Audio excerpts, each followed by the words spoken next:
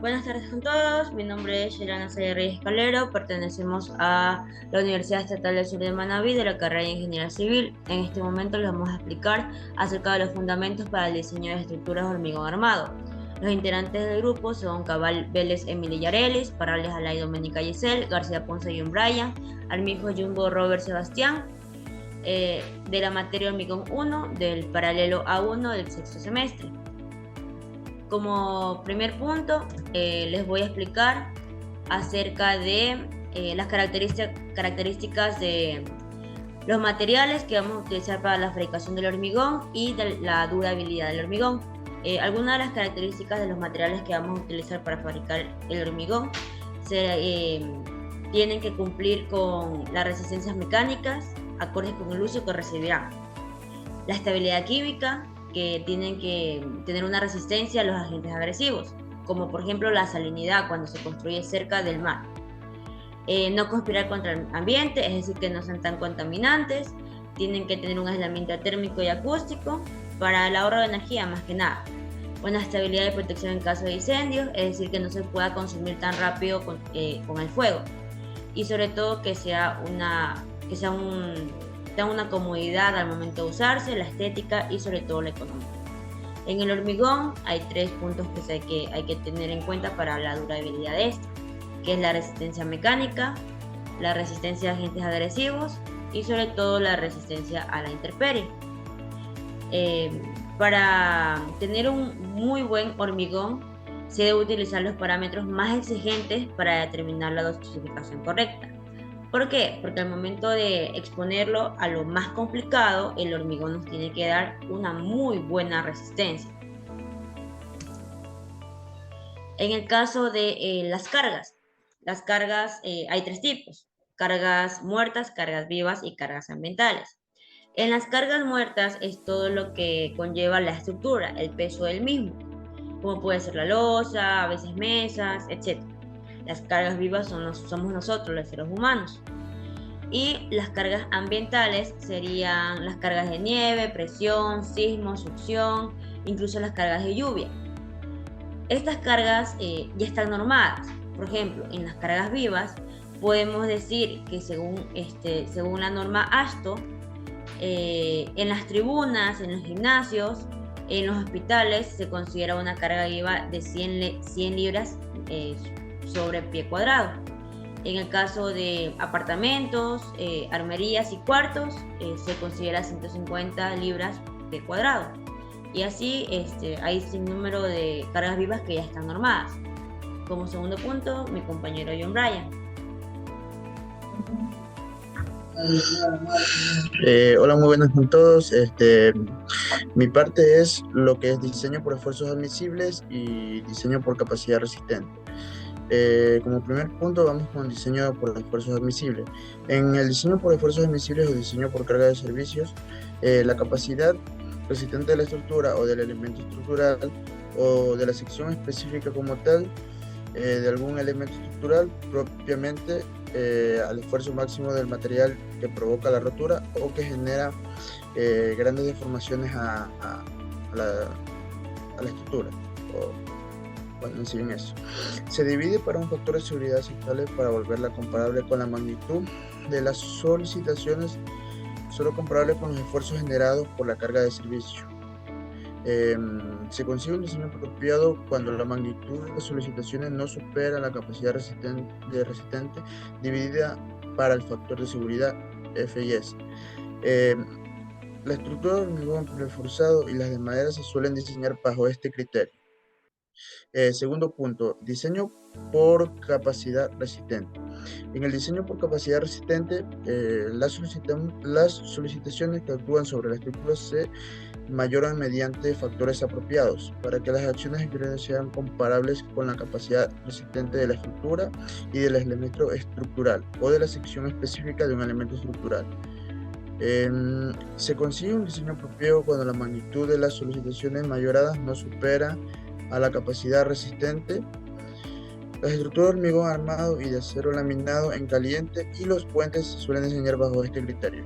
Muchas gracias. Le doy paso a mi siguiente compañero.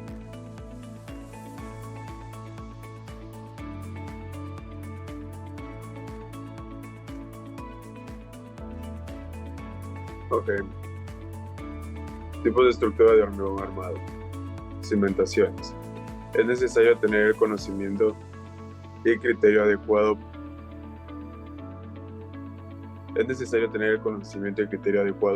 Para decidir qué cargas deben tomarse en cuenta para el diseño de cimentaciones.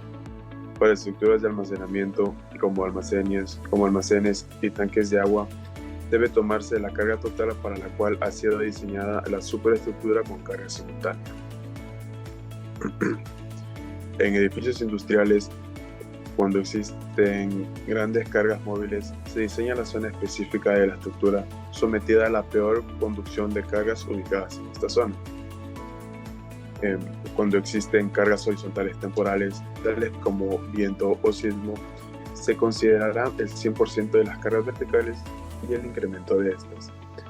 Además de esto, se debe considerar un factor de estrés mínimo de 1.5 al levantamiento y también de 1.5 al volteo, a no ser que las especificaciones de dicho proyecto indiquen otros valores mayores. Muros de contención. Los muros de contención son estructuras usadas para dar estabilidad al suelo u otros materiales, donde las condiciones del proyecto no les permiten continuar con su pendiente natural. Estos se usan para soportar volúmenes de suelo, almacenar minerales y agua. De acuerdo a su forma, naturaleza y características, se encuentran 6 grupos: muros de gravedad, muros en voladizo, muros de contrafuerte, muros de conexión, parapuentes, muros de sótano y las tablas tacas. A continuación, mi compañera.